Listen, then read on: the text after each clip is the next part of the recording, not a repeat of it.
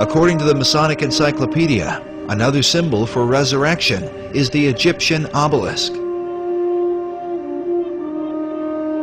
The word obelisk is sometimes translated Baal's shaft or the shaft of Baal. In fact, it's interesting, Baal, or Baal, is depicted in the New Testament by the Jews as well as Jesus. He's called the ruler of demons. It's another name for Satan. Most scholars agree that Baal became synonymous with the devil. For the Mason, the corn, wine, and oil ceremony might as easily be dedicated to Baal as to any other god. It's believed that at the higher levels, the Masons secretly worship Baal under a hidden and unusual name.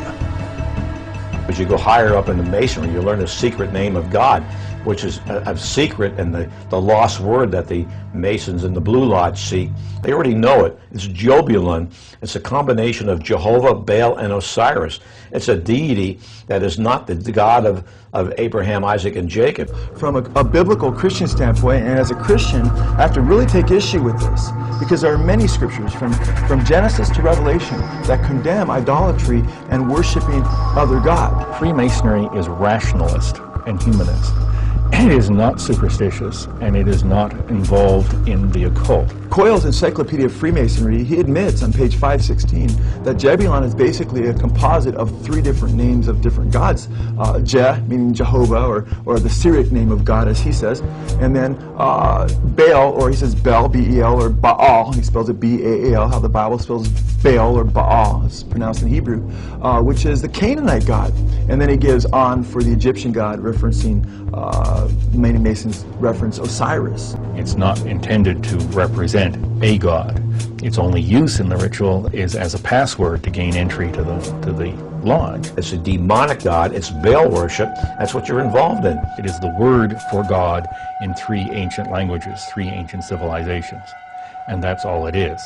And it's interesting because when you look at what he's said there, he's admitting that the Masonic name for God includes Baal or Baal. Nevertheless, the conflict between Masonry and its critics goes on.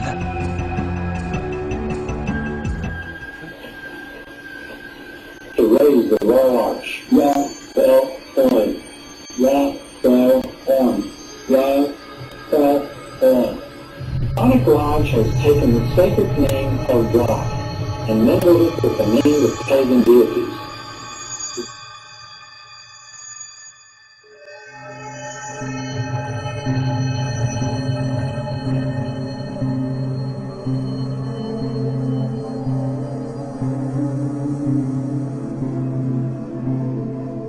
And the architect of the Washington Monument was also a Freemason, Robert Mills. And the obelisk has great Masonic significance. First of all, the measurements of the Washington Monument. It's 555 feet in elevation. What does the obelisk actually mean? It is Et Pluribus Unum, the motto of our country. Out of many, one.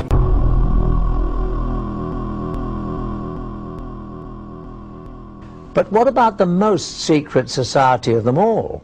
Adam Weishaupt's Illuminati, the brotherhood that vowed to bring all the other secret societies together to control the world.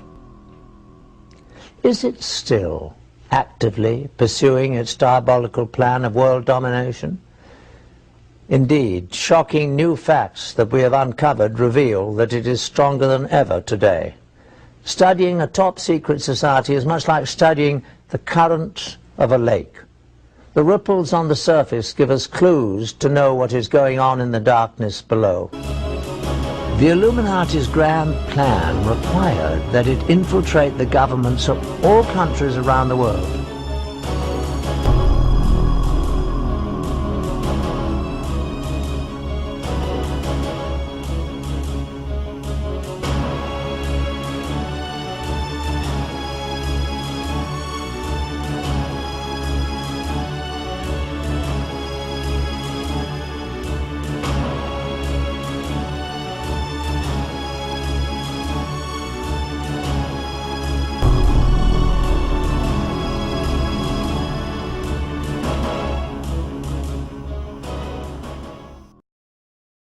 The vital control centres of this mechanism are the three Illuminati city-states, all of which are separate, self-governing states within host countries. The first is the City of London, which is the centre for monetary control.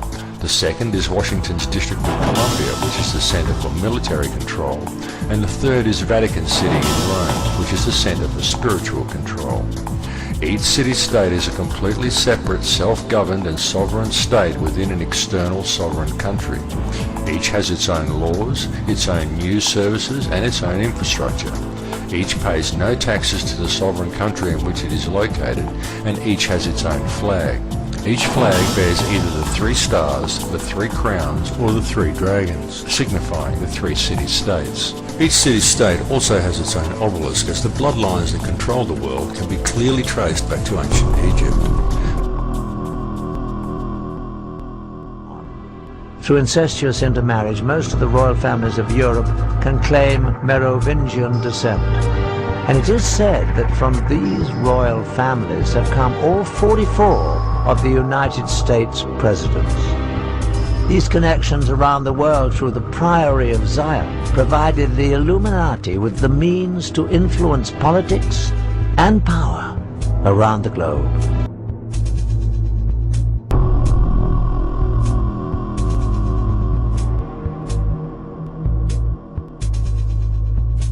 Well, I think it's obvious that anybody who has the eyes to see can see that Washington, D.C., and indeed many other state capitals are festooned with occult symbols. Because these symbols come from the esoteric realm, it is important to define them according to the thinking of occult philosophers. Symbols reveal and they conceal, and that's why they're used and that's why they're so important. They reveal to those who have eyes to see and ears to hear, and they conceal from those who do not have the eyes to see or ears to hear. Laying the cornerstones of buildings which serve mankind is one of the world's most ancient customs. The cornerstone laying ceremony predates Freemasonry, although its early symbolic purposes as a sacrifice to appease the gods or demons or whatever in prehistorical times.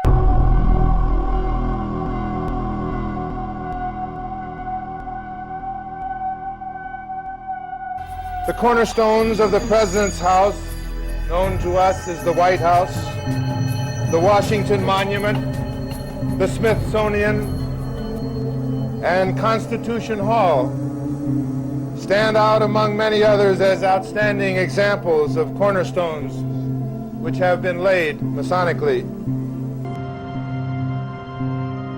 Obelisks writes that in 1848, when the cornerstone of the Washington Monument was laid, the sun would have passed over Sirius. While it is not in a perfect alignment with the White House, it would end up in a perfect north-south alignment with the Masonic House of the Temple, which was built some years later. Meanwhile, the Pyramidion at the top is made up of 13 levels, just like that of the pyramid on the Great Seal of the dollar bill. Take a look at the pyramid on the backside of the American dollar bill on the left. It says Novus Ordo Seclorum, the new social order of the ages, the New World Order. And then it says Annuit Coeptus, meaning our enterprise is crowned with success. These are Masonic symbols. The obelisk is a phallic symbol. It is a penis. In 1876, Marsh was the U.S. minister to Italy. While there, he spent years studying the many obelisks which had been brought from Egypt. It was he who realized that the height of a traditional Egyptian obelisk was approximately 10 times the base, causing the plan for the Washington Monument to be reduced from 600 feet to 555 feet. They didn't just drop it on top of the grass. It would fall over in some sort of earthquake. They generally put 20% of the structure beneath the ground. 20% of 555 is 111. Add them together, it's 666. Sinister shapes, occult symbols. And could the architecture even be called satanic. If I would have told you this 15 years ago, I might have gotten shot. When they're shooting at you, you know they're serious.